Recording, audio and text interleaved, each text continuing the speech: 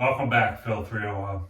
So in the last video, we looked at two arguments for the claim that free will is the source or cause of evil doing. And we noticed that each of the arguments and the free will theory itself presuppose that there is such a thing as freedom of the will or human freedom. What we want to look at in this video is four arguments that Augustine advances in support of the claim that human beings actually have free will, that there is such a thing as human freedom or the ability to choose what one wants to do, whether or not one wants to act on a desire or not. So some of these arguments come up in Book 1, which you were to read. There's one or two that are actually don't get expressed until later, maybe Book 2 or maybe, perhaps even Book 3. But anyway,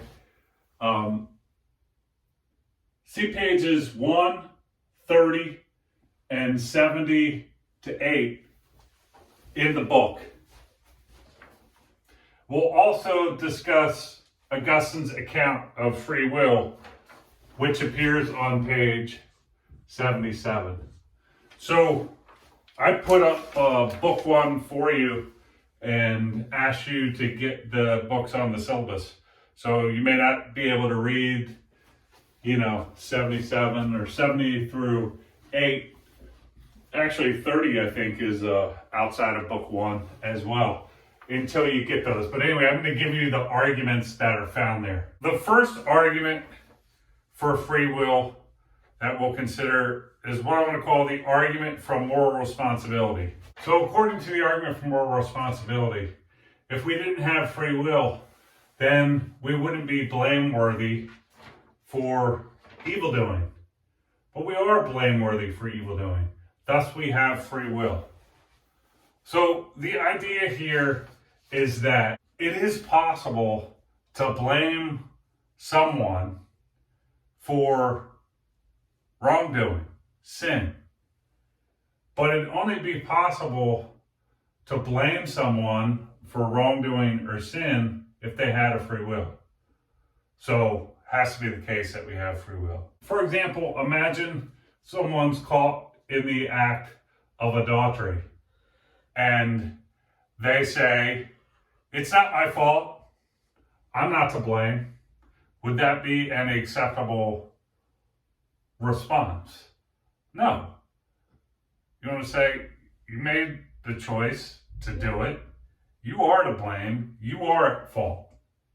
If people didn't have free will, it wouldn't be true to say that there's someone to blame in this case, right? Or someone was at fault in this case. So the second argument that Augustine advances in support of the view that there is actually human freedom is what I call the argument from admonishment.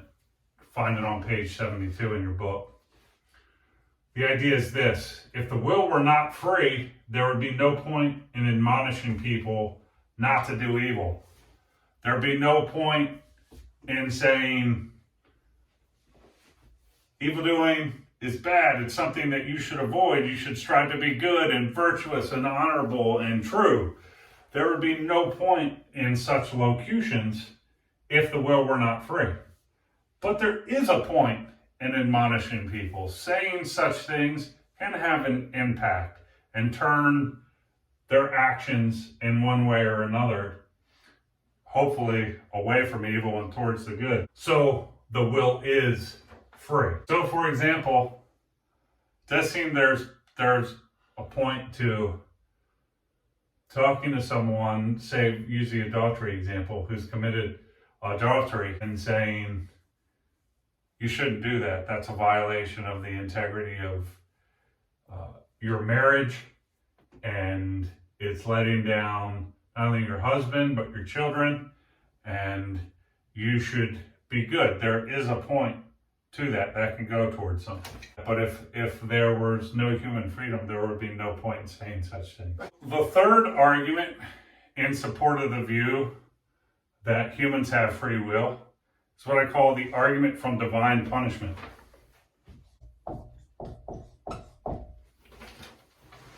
So, according to the argument from divine punishment, which again you can find on page 1 and page 30 in your book, if the will were not free, God could not justly punish evildoers.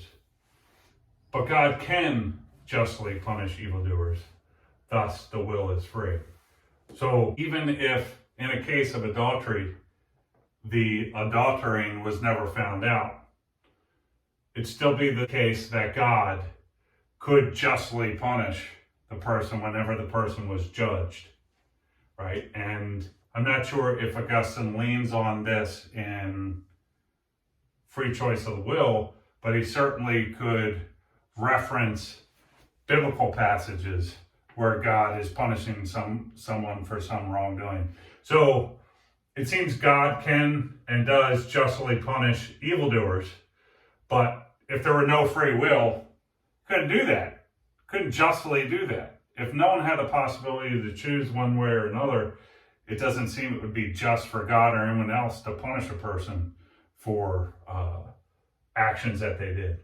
Therefore, given that, it does seem God can justly punish evildoers. The claim is that the will's free. There is human freedom. The fourth argument that we're going to consider for the claim that there is human freedom, humans have free will, is what I call the power argument. You can find this on pages 76 to 7 and see also pages 19, 21. According to the power argument, premise 1, if something is present when we will it, then it's in our power. Premise 2, it's impossible that willing not be present when we will. Therefore, willing is in our power. But if something is in our power, we are free with respect to it. Therefore, given 1 through 4, we are free with respect to willing. So, what I want you to do with this argument and the other arguments that we considered in this video, and all the arguments that we'll consider throughout the class, is take a second and do some philosophy, yourself. Meditate on these. Again, ask, is this a convincing argument? Do the premises add up to the conclusion? Are all the premises true? What do these things mean? Puzzle over it.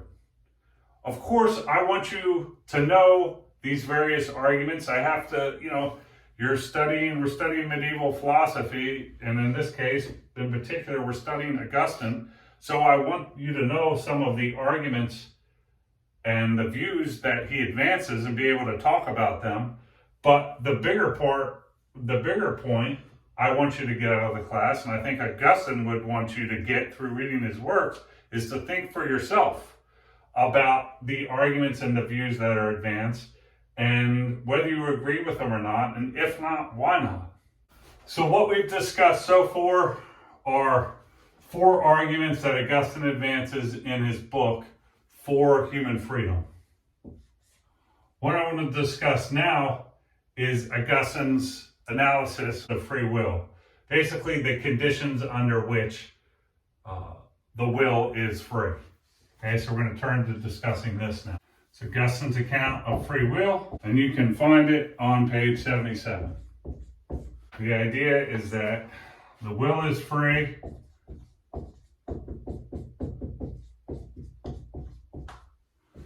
IFF, if and only if, 1,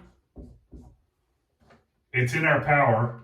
That's to say, what we choose is up to or caused by us. And 2, nothing causes us to choose what we do. So according to Augustine's account of free will, the will is free if it's in our power. That's to say what we choose is up to or caused by us directly, and nothing causes us to choose what we do. So there's nothing behind what we choose besides us as the cause ultimately, or our will.